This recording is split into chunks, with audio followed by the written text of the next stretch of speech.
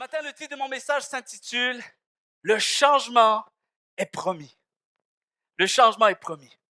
Si nous parcourons ce livre qui est merveilleux, le livre qui est la Bible, et je crois que ce livre est la parole de Dieu, et qu'il y a une pleine vérité à l'intérieur de ce livre nous apprend que tout ce que Dieu fait, il sait ce qu'il fait. Amen. Tout ce qui nous arrive, les changements même que Dieu a prévus pour chacune de nos vies, il y a toutes ces choses qui sont déjà devant Dieu. Et lorsque je parle d'un changement qui est promis, je parle non seulement d'un changement qui est positif, qu'on a besoin d'anticiper tout ce que Dieu désire faire pour chacune de nos vies. Dieu a prévu de nous donner une vie glorieuse, merveilleuse, abondante, pleine de bienveillance. Ça ne veut pas dire que toutes les circonstances qu'on va vivre vont nous plaire. Ça ne veut pas dire non plus qu'on va comprendre tout le temps, avec la plus grande des certitudes, tout ce que l'on traverse. Mais il faut garder en tête, et surtout à l'intérieur de notre cœur, que tout ce qui nous arrive, Dieu continue d'être au contrôle de toutes choses. Amen. Et lorsque je parle du changement qui est promis, je veux que l'on saisisse à quel point notre vie est écrite devant Dieu. Notre vie est déjà annoncée. Notre vie est déjà statuée devant Dieu. Amen. Et également, vous savez, lorsqu'on parle d'une vie qui est statuée, je crois que Dieu en a déjà fixé les normes. Et je crois que Dieu a déjà paramétré des choses que nous sommes appelés à vivre. Et Dieu est ce Dieu-là qui place une vie devant nous. Et souvent, le problème, c'est qu'on pense qu'il faut créer quelque chose, il faut craquer quelque chose. On pense qu'il faut comme influencer quelque chose, comme si Dieu allait intervenir parce que finalement, il intervient, c'est grâce à moi. Ou c'est à cause de moi. Dieu reste Dieu en toutes circonstances. Amen. Et je veux vous expliquer quelque chose de très important ce matin, qui fait partie vraiment de le sens le plus profond de l'Évangile. Ce qu'on a besoin de saisir à propos de la grâce de Dieu, à propos du cœur de Dieu ce matin. La réalité, c'est que Dieu n'a pas nécessairement prévu d'intervenir parce que nous le méritions. La réalité, c'est que Dieu n'a pas prévu d'intervenir dans notre vie parce que nous avons réussi à lui prouver que nous en étions suffisamment dignes. La réalité, c'est que Dieu a prévu d'intervenir dans notre vie justement pour tout le contraire. Parce qu'on ne le mérite pas et parce qu'on ne pourra jamais rien faire pour pouvoir l'acquérir. C'est tout le contraire. C'est pour ça que la Bible, elle est écrite avec toutes sortes de paradoxes. Vous savez, un paradoxe, c'est quoi? Le paradoxe de la foi. Le paradoxe de la foi, vous savez, quelqu'un un jour m'a expliqué ça. C'est un professeur en philosophie.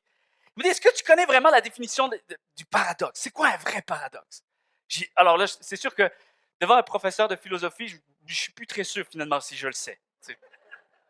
Fait que je pense que tu vas me donner la réponse, puis j'arriverai jamais à côté cette réponse-là. La meilleure réponse que j'ai à donner, un paradoxe s'explique comme ça. C'est comme si tu prenais quelqu'un, puis tu le faisais marcher, et tu le faisais courir. Vas-y, marche, cours. Alors la personne, elle court. Et là, il m'explique comme ça, là, visuellement. Elle court. Mais, quand on parle d'un paradoxe, le paradoxe, c'est que je vais utiliser une autre personne, et là, je vais lui dire maintenant, marche sur les mains, afin que tu ailles plus vite que la personne qui court sur ses pieds. Wow! Et ça m'a touché. Ça, c'est un paradoxe. Allô, Rodney, ça va? Qu'est-ce que tu veux? Il faut arriver à l'heure, hein? OK, c'est un bon ami à moi, sinon je me serais jamais permis de faire ça, OK? Tu lui dis là, c'était trop tentant. Désolé, tu m'as tendu la perche. OK. Le paradoxe, c'est faire quelque chose qui normalement te désavantage, qui finalement devient un plus grand avantage. Et là, on peut dire ça, c'est un paradoxe. Voici le paradoxe de la foi ce matin. Et on a besoin de saisir ça une bonne fois pour toutes, pour chacune de nos vies. C'est vraiment important. La grande réalité, c'est que Dieu a déjà déclaré que nos vies sont devant lui. Amen. C'est important ça. La Bible dit dans Jérémie chapitre 29, verset 11, « Car je connais les projets que j'ai formés sur vous, dit l'Éternel, projets de paix et non de malheur, afin de vous donner un avenir et de l'espérance. » Dans le psaume 139, verset 16, il est dit, « Quand je n'étais qu'une masse informe, tes yeux me voyaient déjà. » Et sur ton livre étaient tous inscrits les jours qui m'étaient destinés, avant qu'aucun d'eux n'existe, que tes pensées, ô Dieu, me semblent impénétrables, que le nombre en est grand. La réalité, c'est que Dieu est capable de paramétrer ma vie. Mais ici, lorsque l'auteur déclare ceci, il est en train de dire, mais moi, je ne suis pas en mesure de pouvoir te paramétrer. Tu réussis à me paramétrer, mais toi, tu restes insaisissable. Vous y êtes? Troisième chose, Éphésiens chapitre 2, verset 10. Car nous sommes son ouvrage, ayant été créés en Jésus-Christ pour de bonnes œuvres que Dieu a préparées d'avance afin que nous les pratiquions. Wow. Dieu a une longueur d'avance sur nous. Amen. C'est ça qu'il faut garder en tête. Et la vie chrétienne, quand tu regardes un peu cette réalité, la vie chrétienne est une histoire de confiance. Je n'ai pas d'autre définition, je n'ai pas d'autre meilleure définition que de dire que la vie chrétienne, le vrai sens de la vie chrétienne avec Dieu, c'est une histoire de confiance. C'est une histoire de relation. C'est une histoire où on apprend, et je dis bien on apprend, et ça prend toute une vie pour apprendre ça, et c'est bien correct ainsi, c'est ce que je vais expliquer ce matin, mais on apprend à compter sur lui. C'est une histoire où on apprend à espérer en lui. On apprend à se confier en lui, à s'abandonner et à s'appuyer sur ses promesses. Je ne peux pas vivre plus ou au-delà de ce que Dieu a décrété. C'est impossible. Toute la Bible essaie de nous faire comprendre que tout ce que je traverse, tout ce qu'il m'est possible de vivre, je peux le vivre parce que je suis encore sous les paramètres de Dieu. Amen. Je suis dans son environnement. C'est pas moi, c'est le sien. Des fois, on l'oublie. Et il y a bien des gens qui sont pas encore parvenus à la connaissance de Jésus-Christ ou de Dieu lui-même. Et ils pensent que leur vie leur appartient. Mais ce qu'ils ne savent pas, c'est que Dieu leur permet de vivre uniquement dans ce que lui leur paramètre. Et Dieu reste souverain en tout temps. Et en tant que chrétien, ça reste encore la même chose. C'est encore la même réalité. C'est la même chose. C'est pour ça que j'aime utiliser Abraham, qui va être considéré comme les Juifs le père de la foi. Parce que Abraham a réussi à rentrer dans la destinée que Dieu avait pour lui, non pas en fonction de ce que lui pouvait faire, mais tout simplement parce qu'il a appris à s'abandonner et à avoir foi en Dieu. Amen. Foi en Dieu. Et une des choses qu'on va réaliser tout de suite en partant, lorsque Dieu appelle Abraham, la première des choses que Dieu fait avec Abraham, et c'est ce que Dieu fait avec chacun d'entre nous, c'est l'histoire qui se perpétue. Que ce soit Abraham, que ce soit avec Noé, que ce soit avec Moïse, que ce soit avec Joseph, ça se perpétue continuellement. Lorsque Dieu appelle un homme, la première des choses qu'il fait, il lui fait une promesse. Il fait une alliance. Il lui dit ce qu'il va faire pour lui dans sa destinée. Il lui annonce des choses dont il peut déjà maintenant compter. Mais la grande particularité de ces promesses, et toutes, elles ne font aucun défaut sur cette particularité-là, c'est que Dieu a toujours donné des promesses qui leur étaient impossibles d'accomplir par eux-mêmes. Si on a la même Bible, je vous laisse faire l'exercice. Analysez ça et je suis totalement convaincu avec une si grande certitude que vous allez revenir me voir en me disant « T'avais raison ». Mais moi, j'invente rien. Moi, je fais juste dire ce qui est déjà bien là, bien écrit, bien statué. Je ne peux jamais aller au-delà de ce que seulement Dieu va pouvoir faire avec moi. Amen. Et ça reste une réalité continuelle. En fait, les promesses de Dieu sont inatteignables. Et lorsque quelqu'un fait une promesse, vous savez, une promesse reflète toujours, je ne sais pas si ça se dit, un prometteur, ça se dit ça? Quelqu'un qui fait une promesse, on dit, c'est quoi? Un prometteur? Ok, on va y aller avec prometteur. À juger, Stéphane. C'est bon. Si ça n'existe pas, on va appeler le dictionnaire demain pour qu'il le rajoute à l'intérieur. OK, une promesse est toujours là pour refléter le prometteur, continuellement, toujours. Dans ce cas-ci, les Saintes Écritures, chaque promesse est inatteignable. Donc, on doit comprendre que celui qui fait la promesse est plus grand que tout. Amen. Les promesses révèlent les attributs de celui qui fait la promesse. Parce que je n'ai pas d'autre choix. Si c'est une promesse qui me dépasse à moi, dans mes propres ressources, dans mes propres capacités, je n'ai aucune capacité à trouver une solution pour accomplir ces promesses-là. Forcément, la seule chose qui me reste à faire, c'est de m'appuyer sur celui qui a fait la promesse. Parce que je veux croire que si celui qui fait la promesse est pleinement digne de confiance, ça voudrait dire qu'il est à la hauteur de la promesse. Et si la promesse est plus grande que moi, l'auteur de la promesse l'est tout autant. Amen. Voici où je veux en venir ce matin. C'est une vérité qui n'est pas toujours facile à saisir. Ça peut paraître un peu dur parfois. Mais j'ai réalisé une chose, que l'Évangile, c'est un message qui, on dit une bonne nouvelle, pas toujours, pas forcément. Parce que le moment où Jésus a annoncé bonne nouvelle, c'est que, en fait, pour que cette nouvelle prenne toute sa valeur, c'est que pourquoi avait-il besoin d'arriver avec une bonne nouvelle? Parce que jusqu'à présent, on est dans une mauvaise nouvelle. On saisit la bonne nouvelle de l'Évangile, mais faut-il tout d'abord savoir quelle était la mauvaise nouvelle pour que je puisse saisir la bonne nouvelle? Est-ce que vous y êtes ce matin? Et l'Évangile, c'est une bonne nouvelle. Maintenant, je crois que l'Évangile doit être vécu de la manière la plus pure, telle que Dieu l'ait conçu pour nous. Moi, je ne veux pas vivre mon Évangile. Je ne veux pas vivre la vie chrétienne à ma manière, c'est-à-dire je prends ce qui m'intéresse, puis je rejette le reste. Je veux juste vivre l'Évangile de la manière la plus pure, telle que Dieu l'ait conçu pour moi. Amen. Et j'espère que c'est votre prière aussi.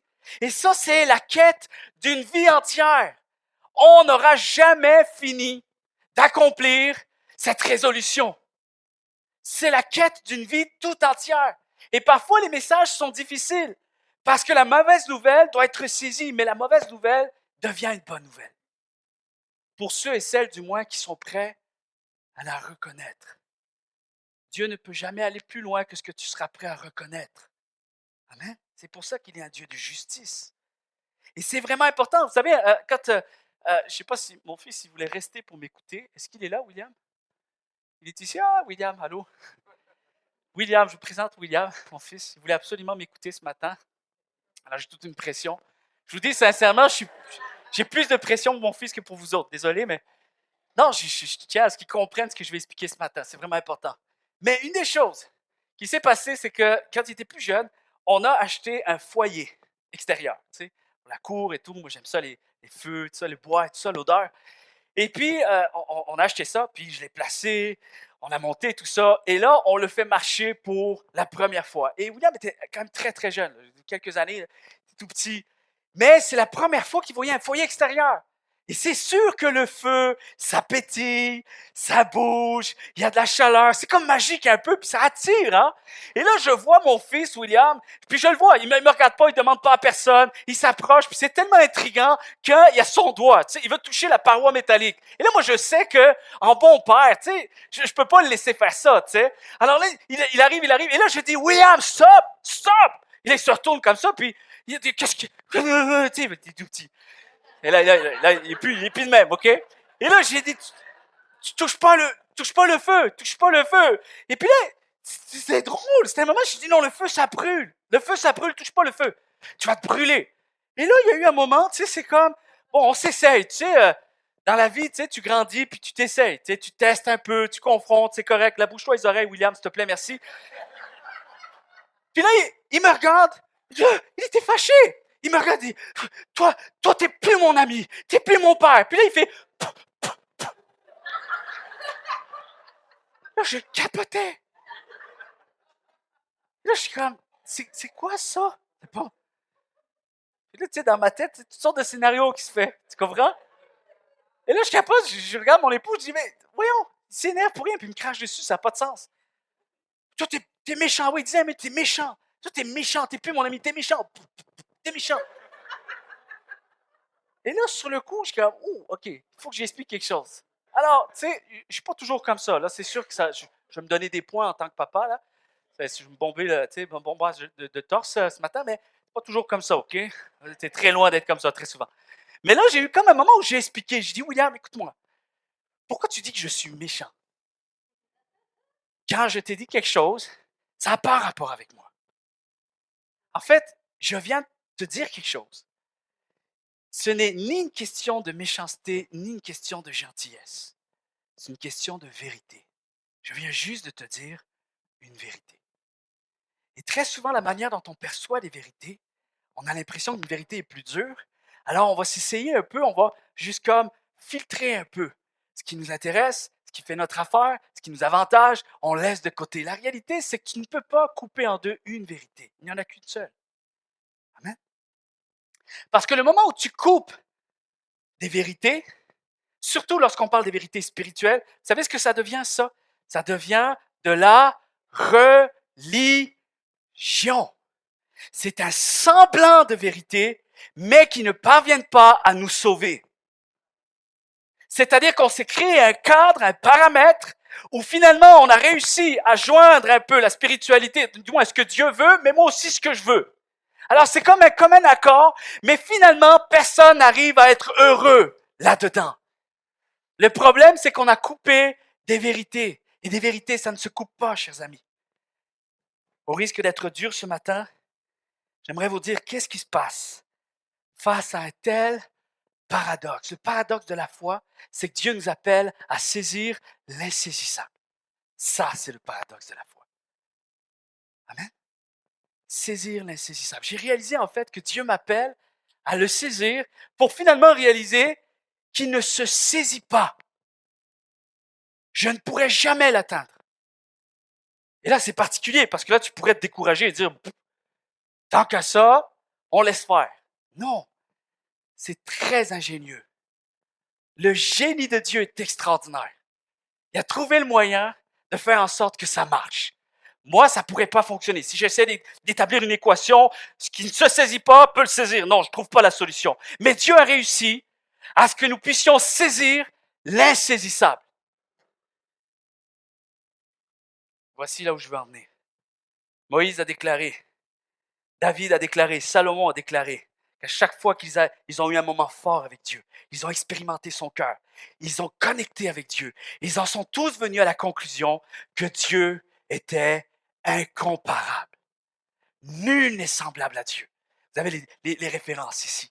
À chaque fois. Et même Dieu dit de lui-même à travers le livre d'Ésaïe, Dieu lui-même dit, je pense que vous ne l'avez pas à l'écran celui-ci, mais je suis Dieu et il n'y en a point d'autre. Je suis Dieu et nul n'est semblable à moi. J'annonce dès le commencement ce qui doit arriver et longtemps d'avance ce qui n'est pas accompli. Je dis, mes arrêts subsisteront et j'exécuterai toute ma volonté. Donc il est en train de dire, vous allez recevoir quelque chose que vous ne pouvez pas saisir. C'est bizarre.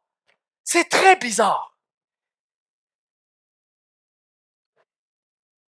J'ai un seul point ce matin. La vie chrétienne consiste à vivre un lâcher-prise plein d'attachement. Amen. Je vais vous l'expliquer ce matin. C'est très précieux, très important. Si on arrive à comprendre ça, ça nous libère de beaucoup de choses. Et il est temps qu'on soit libéré par la grâce de Dieu. Amen. Souvent, j'entends cette réflexion. Oh, quand je lis l'Ancien Temps, les chrétiens d'autrefois, avant que Jésus arrive, tu sais, l'Ancien Testament, il y a 2 volumes, il y a deux parties dans ce livre-là. Il y a la partie avant Jésus-Christ et la partie après Jésus-Christ. Et souvent, les gens regardent ce livre-là, puis c'est comme, une chance qu'on est dans la partie de Jésus-Christ. Il me semble que c'est beaucoup plus facile, beaucoup plus simple. Moi, je rends grâce à Dieu parce que, justement, je suis dans le temps de la grâce, dans le temps de Jésus-Christ. Comme un peu l'Ancien Testament, on dirait que Dieu était d'une façon, le Nouveau Testament, Dieu a changé. Entre-temps, il s'est converti. Tu sais, c'est comme, il y a eu comme un changement, un shift. Et c'est fou parce que c'est totalement faux. En fait, je dirais c'est tout le contraire. J'aimerais vous dire que tant aussi longtemps que tu ne réalises pas que lorsque Jésus est arrivé, Jésus a rendu les choses encore plus complexes, encore plus compliquées, du moins pour nos paramètres. Parce qu'autant Jésus, lorsque Jésus est arrivé, ce qu'il voyait, c'est que l'homme avait réussi avec les principes que Dieu avait donnés à l'homme autrefois. Voici, pour me trouver, il va falloir que tu fasses 36 000 affaires. Et l'homme a réussi à condenser ça, les religions ont réussi à condenser ça et se sont confectionnés un petit environnement religieux. Et là, on est capable de paramétrer. Alors, il y a comme un système de pointage. Puisqu'on s'est dit, mais s'il faut faire pour recevoir, voici, on va essayer de faire. Puis ceux qui vont réussir à faire, ou du moins qui vont réussir à faire paraître qu'ils réussissent, ben eux autres, on va les distinguer. C'est la religion, right? Ou du moins le légalisme. Voici ce que Jésus a fait. La Bible dit que Jésus n'est pas venu abolir la loi, il est venu l'accomplir, c'est-à-dire lui donner tout son sens. Alors, si on pensait que c'était dur avant, voici ce que Jésus va déclarer dans le sermon des béatitudes, au Matthieu 5. Vous êtes prêts? T'es bien là. Là, jouons pas les hypocrites. Pas besoin non plus d'en faire un étalage, mais soyons honnêtes envers soi-même ce matin. Ça va? Soyons honnêtes. Matthieu chapitre 5, verset 21. Vous avez entendu qu'il a été dit à nos ancêtres, donc la loi de Moïse, all right? Tu ne commettras pas de meurtre. Celui qui commet un meurtre mérite de comparaître devant le juge. Ça va? Mais moi, je vous dis, ciao, là, ça c'est autre chose. Et c'est Jésus qui parle. Celui qui se met, ne serait-ce qu'en colère, contre son frère ou sa sœur mérite de comparaître devant le juge. Celui qui dit à son frère ou sa sœur, imbécile, mérite d'être jugé par le Conseil suprême. Et celui qui lui dit, idiot, mérite d'être jeté dans le feu de l'enfer. Finalement, on était bien du temps Moïse. Admettons-le. Parce que moi, j'ai pas l'intention de tuer quelqu'un tous les jours. Je pense que je serais capable de m'abstenir même d'une vie entière sans tuer quelqu'un. Je vous rassure. Il me semble que c'est plus simple d'éviter de tuer quelqu'un que d'éviter d'avoir du ressentiment pour quelqu'un. Parce que le ressentiment, ne pas en avoir, ça, je suis pas capable. Je vais être très honnête. Puis faites pas non, là. Vous aussi, là, j'ai pas besoin de vous poser la question, on est tous pareils. Tous pareils. Donc, Jésus a dit, d'un point de vue extérieur, vous étiez censé faire ça. Maintenant, moi, je viens analyser ce qui se passe à l'intérieur. Et là, tu es comme, là, c'est pas correct. Ça, c'est pas juste. Jusque-là, on était bien. On a travaillé fort pour se confectionner un système de codage, s'en sortir du mieux qu'on pouvait.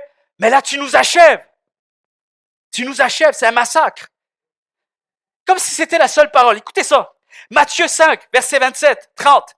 Vous avez entendu qu'il a été dit, puis il talonne, c'est incroyable, tout ce qui massacre. Tu ne commettras pas d'adultère. Eh bien, moi, je vous dis, tout homme qui regarde une femme pour la désirer a déjà commis l'adultère avec elle dans son cœur. Sérieux? Sérieux? Moi, j'ai écouté, t'es-tu sérieux? Ok, mais on chemine comment, nous autres, là? Dis-nous, là, il est où le chemin? L'évangile, c'est supposé être une bonne nouvelle. Elle est où, la bonne nouvelle? C'est incroyable. Regarde ça. Donc, c'est plus tes membres, c'est plus physiquement qui est le problème. C'est ton œil. Regarde maintenant ce qu'il dit. Si donc ton œil droit, je sais pas si un œil peut pécher, l'autre pas, je sais pas. J'en sais rien. Mais, c'est détaillé, alors on y va avec ces détails, ok? Mais c'est correct. Si ton œil droit te détourne de Dieu, il s'en va à quelque part. Regarde bien ce qu'il dit. Arrache-le et jette-le au loin. Hier, j'étais dans un cours de RCR, un cours de secourisme, et puis l'instructeur nous a dit que c'est déjà arrivé qu'une personne a atchoumé, une personne a éternué, et l'œil est sorti totalement de son orbite. Et là, il avait un œil en plastique pour nous montrer un peu, bon, maintenant, qu'est-ce que vous faites face à de telles circonstances? Je meurs, je tombe, Je m'évanouis, je tombe, je sais pas. Puis là, c'est comme, ben on appelle le 911. Non, avant ça, comment avant ça? Qu'est-ce que tu veux que je fasse? C'est incroyable. Mais là, Jésus dit, tu prends ton œil, tu l'envoies au loin. C'est possible. Il vaut mieux pour toi perdre une seule partie de ton corps qu'être jeté tout entier dans l'enfer. Et si c'est à cause de ta main droite et que tu te détournes de Dieu, coupe-la et jette-la loin de toi, il vaut mieux pour toi perdre un seul membre de ton corps qu'aller tout entier en enfer. Voici Matthieu 5, 38. Vous y êtes? Écoutez ça c'est fort. Vous avez entendu qu'il a été dit. Là, il parle de Moïse. Œil pour œil, dent pour dent. Eh bien, moi, je vous le dis, de ne pas rendre le mal pour le mal. Si quelqu'un te gifle sur la joue droite, tends-lui l'autre joue. Bon, ça, dans la traduction corse, il n'y est pas ce verset. On l'a sorti. On a estimé que c'était inventé de toutes pièces. Nous, on a plutôt, si quelqu'un te gifle, sors le fusil. Voilà, c'est ça. Tu as le droit. Tu sais, c'est en plus le droit. Puis là, Rodney, il est là, mais il est espagnol. C'est la même culture. Portugais, excuse-moi. Ouf. C'est vrai qu'il faut pas. Ça, c'est comme les Corses et les Français. Donc, portugais, excuse-moi, Rodney. Mais, sincèrement, oublie ça. Tu mets pas une gifle à un Portugais, tu mets pas une gifle à un Corse. Parce que même si le Portugais ou le Juif, il est Corse, il est avant tout humain. Alright? C'est très difficile. Si quelqu'un te fait un procès pour te prendre ta chemise, laisse-lui aussi ton manteau. Si quelqu'un t'oblige à faire 1000 pas, fais-en 2000 avec lui. Et à celui qui te demande, donne. Et ne te détourne pas de celui qui veut t'emprunter de l'argent. Je parlais avec des gens ce matin. En fait, ici, on fait référence même à quelqu'un qui vient t'agresser pour te racketter. Donne-moi de l'argent. OK, tiens. Ben, vu que tu fais tellement pitié, je vais te donner mon manteau aussi. Tiens, mes bottes aussi. Prends tout. Qui va faire ça? Ça n'existe pas. Sérieux. Ça n'existe pas. Matthieu 5, 43, 44. Vous avez entendu qu'il a été dit, tu aimeras ton prochain et tu haïras ton ennemi. Ça va. Ça reste dans des paramètres assez logiques. Ça va. Ça va. Mais Jésus va rajouter, non, à partir de maintenant, c'est aimez vos ennemis et priez pour ceux qui vous persécutent. Non, ça va plus. Pierre va demander à Jésus dans Matthieu 18, Seigneur, combien de fois pardonnerais-je à mon frère? Parce qu'il voit Jésus pardonner, puis là on se dit, y a-t-il un quota? Maintenant, il y a un quota, c'est clair. On ne peut pas aller trop loin non plus. Il faut quand même faire une justice. Alors Pierre, il dit, jusqu'à quand on va pardonner à quelqu'un s'il a fait du mal contre moi? Il dit jusqu'à 7 fois parce que c'était la norme, un peu c'était la culture de l'époque. Peut-être probablement attribué au fait qu'il y a la loi de Moïse. Donc la loi de Moïse dit 7 fois, c'est ça? On est toujours dans le 7 fois. Il dit non. Moi je te dis que cette fois-ci tu vas devoir pardonner jusqu'à 7 fois, 70 fois. Allô? OK? Ben, dis amen si tu veux. Ça se passe entre nous et Dieu après. OK. Écoute ça. Écoute bien. Luc 17, écoute bien. Si ton frère ou ta sœur fait ce qui est mal, fais-lui de vifs reproches. Avertis-la. Et s'il regrette son acte, s'il se repent, pardonne-lui. S'il fait ce qui est mal contre toi 7 fois en un jour, et qu'à chaque fois il revienne te dire « je le regrette », tu lui pardonneras. Voici la réponse des apôtres. J'aime cette réponse-là. Là, on arrête tout. Seigneur, fais quelque chose en nous, parce que là, c'est trop. On n'y arrivera pas. Augmente ma foi. Augmente ma foi. Vous y êtes ce matin? J'aime la Bible parce que je m'identifie totalement. J'aime les disciples parce que je me vois faire les mêmes répliques. Probablement faire plus d'erreurs qu'eux. Probablement. Vous savez, dernièrement, on a acheté une Switch, console de jeu. Mes enfants, ils jouent beaucoup. Ils jouent un peu trop. Puis tu peux pas être tout le temps derrière pour savoir quand est-ce qu'ils jouent, combien de temps ils jouent. Et à un moment donné, c'est comme, hey, là, ça suffit, les jeux vidéo, ça s'est terminé. Et là, j'ai mes enfants qui viennent me voir, non, mais on n'a pas joué beaucoup. Tu vois, on a juste commencé une demi-heure, tu sais, 1 heure par jour. Non, juste une demi-heure, on n'a pas joué beaucoup et tout ça. Non, non, non, non. Ben, tu nous as-tu vus? Alors, tu sais, c'est des arguments. Tu nous as-tu vus? Est-ce que physiquement, il s'est passé quelque chose? Et moi, j'ai eu la brillante idée de m'enregistrer sur le compte Nintendo, à savoir quand est-ce que la console a été activée, quand est-ce qu'elle s'éteint. Et là, ils ne savaient pas eux autres. Alors, je leur annonce, j'ai dit, OK, regarde ce qu'on va faire. Je vous laisse encore une chance. Vous me dites la vérité et je vais l'accepter. Sinon, je vais voir moi-même à l'intérieur de la console et je vais pouvoir savoir. Là, tout d'un coup,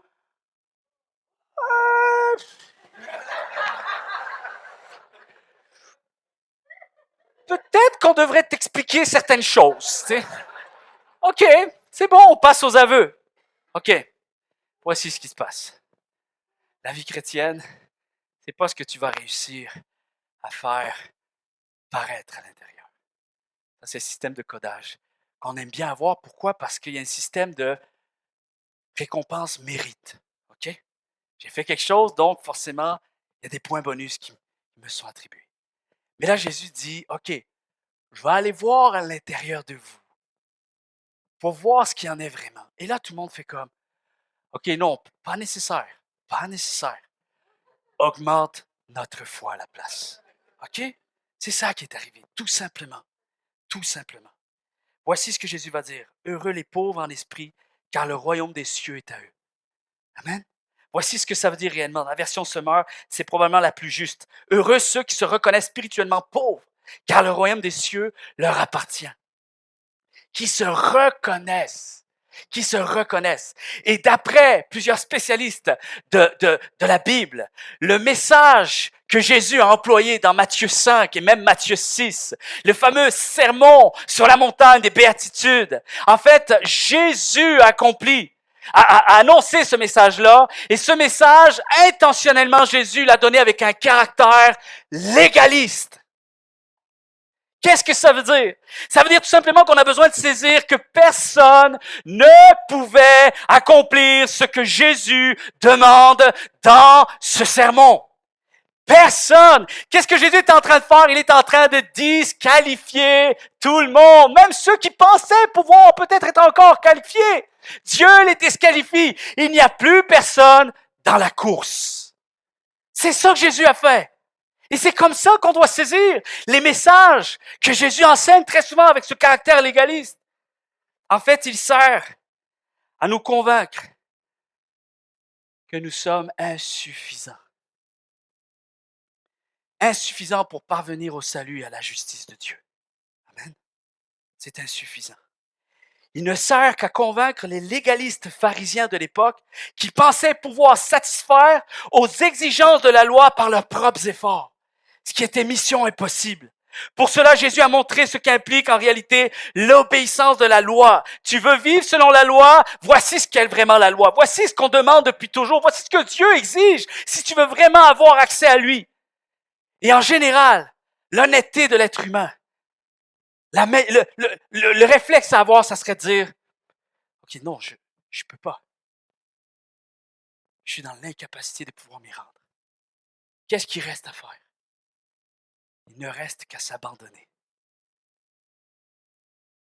à une seule personne, Jésus-Christ, qui lui a réussi à satisfaire toutes les exigences. Vous savez pourquoi? Parce qu'il était le Fils de Dieu et que c'était prévu d'avance, qu'il s'était mis d'accord, le Père et le Fils. On le sait très bien, toi et moi, que l'humanité est perdue et qu'il n'y a plus rien à faire. Et qu'à moins que toi et moi on fasse quelque chose, l'être humain est perdu pour toujours. Vous y êtes? Jésus est descendu et est resté sans péché. Il a satisfait la loi de Dieu, le cœur de Dieu, de A à Z. Et à la fin de tout, il va déclarer, maintenant, tout est accompli. Amen. Tout est accompli.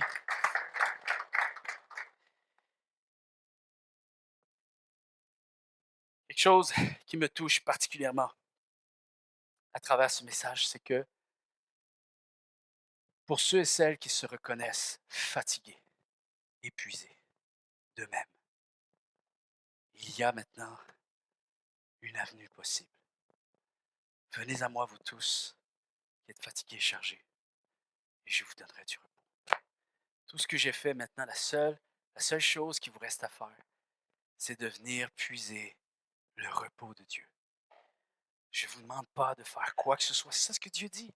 Je ne t'ai pas demandé de faire quoi que ce soit parce que tu ne peux rien faire. Tu ne peux pas te rendre jusqu'au bout. Donc, tant qu'à ne pas pouvoir tout donner, donne rien. C'est particulier parce que ça peut être très dangereux d'annoncer un peu l'Évangile dans cette mesure-là. Parce qu'on pourrait en abuser. On pourrait abuser de la grâce de Dieu. Mais en fait, la réalité, c'est que ça se passe ici. C'est ici que ça se passe. Il y a juste Dieu qui peut nous révéler cette vérité.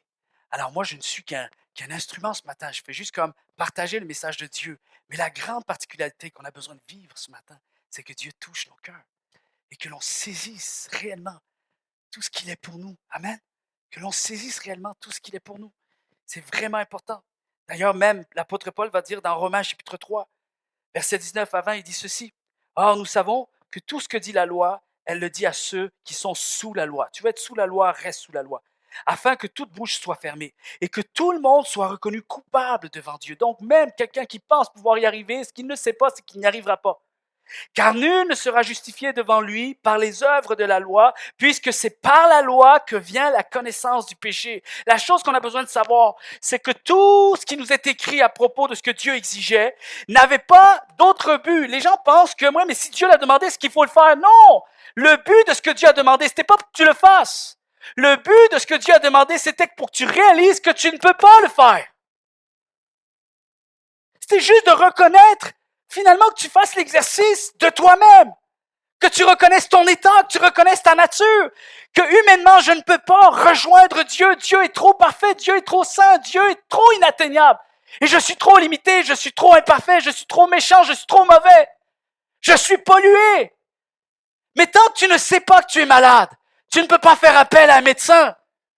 Et c'est dans cette optique que Jésus va dire, je suis pas venu pour ceux qui se pensent être bons ou être bien. Je suis venu pour ceux qui se reconnaissent pécheurs, malades, en perdition.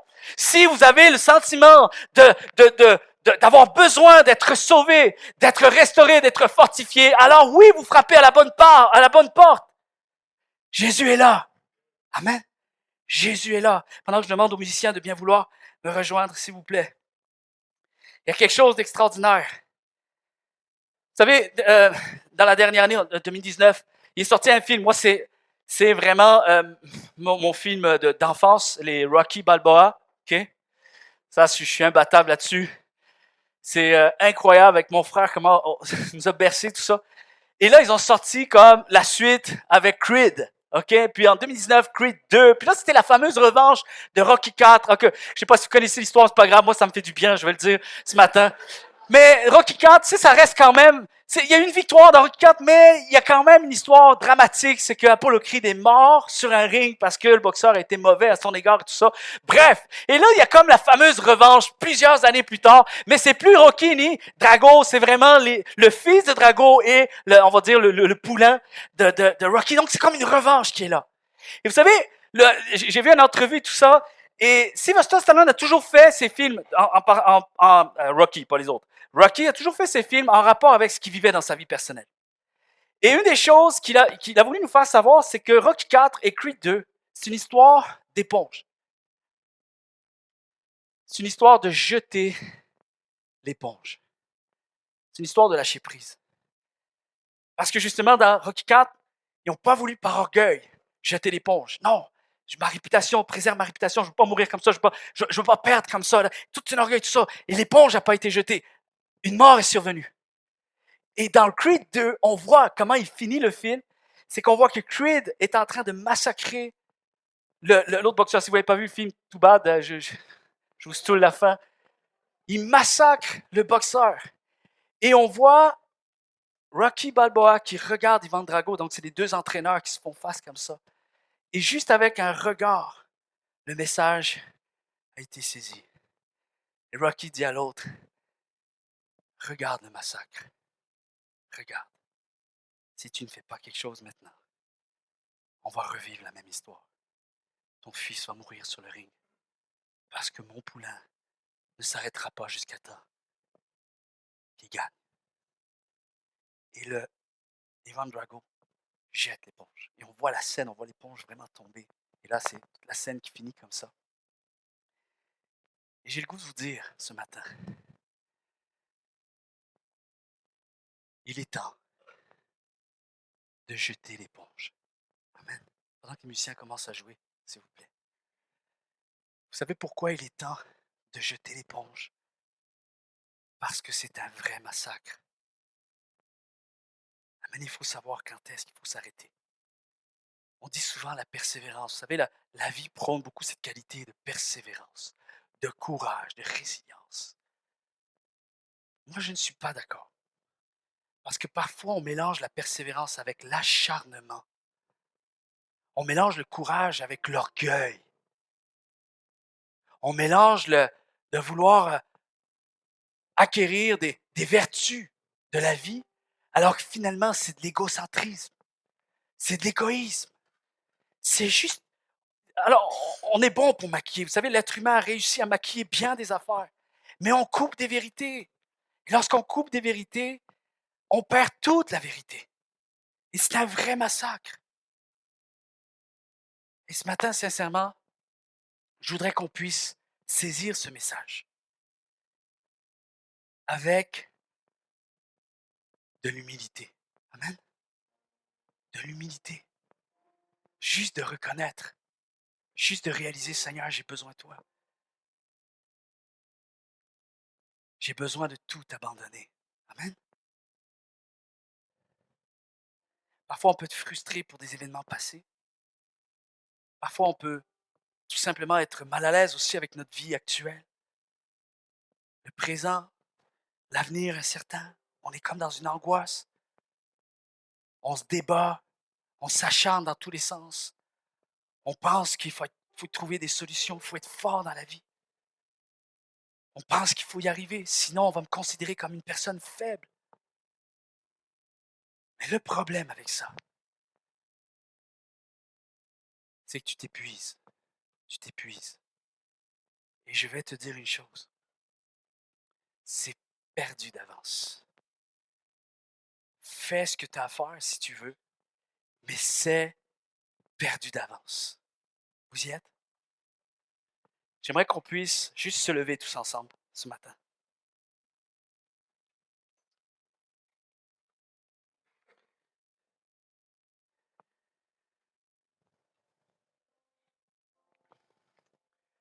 La Bible nous apprend que le changement est promis. Amen. Le changement est promis. Que Dieu a déjà tout prévu d'avance. Et je m'adresse peut-être à des personnes ce matin en particulier. Peut-être des personnes qui sont fatiguées de s'épuiser, fatiguées de s'acharner, alors que tout le monde a les yeux fermés en cet instant. Je m'adresse à toi ce matin qui a besoin de réaliser que Jésus-Christ te tend la main ce matin. Que Jésus-Christ te propose de juste comme jette l'éponge. Ça va être beaucoup plus simple avec moi, beaucoup plus facile. Mais il va falloir que tu me laisses vivre à ta place. Ce matin, on veut s'abandonner totalement, alors que Emma s'apprête à chanter un chant qui déclare « J'abandonne tout ». Un chant qui fait partie de son album, mais un chant, vous allez voir, il y a comme deux parties. Il y a la partie où Dieu parle, et on va l'écouter ce matin. On va l'écouter. On ne mettra pas l'écran tout de suite, les paroles. On va juste écouter la partie où Dieu parle. Et alors que on est là ce matin, on a besoin que Dieu nous parle. Vous savez, moi, je ne peux pas sauver qui que ce soit ce matin. Je ne peux rien faire, je ne peux pas changer la vie de quelqu'un. Je fais juste parler de ce que je crois être la vérité. Et ce matin, tout ce que j'ai le goût qu'on fasse, c'est qu'on demande à Dieu de toucher notre cœur. Seigneur, touche mon cœur. Parce qu'il s'agit de moi ce matin et de personne d'autre. Il ne s'agit pas de mes circonstances. Il ne s'agit pas de mes peurs ou de mes craintes face à des choses très, très, très concrètes de ma vie. Ce matin, il est question de mon cœur devant le tien. Et alors que ce chant va retentir, il y a une partie où c'est à nous, on va chanter, on va répondre à Dieu ce matin, dans le même chant. J'aimerais qu'on puisse le faire avec une mesure de foi. Et un peu comme Pierre et les disciples. Seigneur, augmente ma foi. Augmente ma foi ce matin. Est-ce qu'on peut commencer à élever nos mains partout dans ce lieu? Augmente ma foi, Seigneur Jésus. J'ai besoin de toi. Seigneur, tu as prévu une destinée pour moi. Mais Seigneur, c'est avec foi, c'est avec la foi que je vais pouvoir y entrer. Et la foi consiste à te faire confiance. La foi consiste à faire appel à toi. La foi consiste d'arrêter d'essayer de me sauver par moi-même. Seigneur, j'ai besoin de réaliser que tu es vivant, Seigneur, et que tu as déjà pourvu à ma vie, Seigneur, que tu désires que je puisse rentrer dans quelque chose de merveilleux, d'extraordinaire, une vie d'épanouissement, une vie de bonheur, Seigneur, et je la désire pour moi ce matin. Mais je réalise que c'est en jetant l'éponge. Ce matin, je réalise que j'ai un lâcher-prise à expérimenter. Et je déclare ce matin, Seigneur, je lâche prise. Afin que tu puisses venir vraiment pleinement m'envelopper de ta présence. Être pleinement attaché à toi au nom de Jésus-Christ. Est-ce qu'on peut commencer à élever nos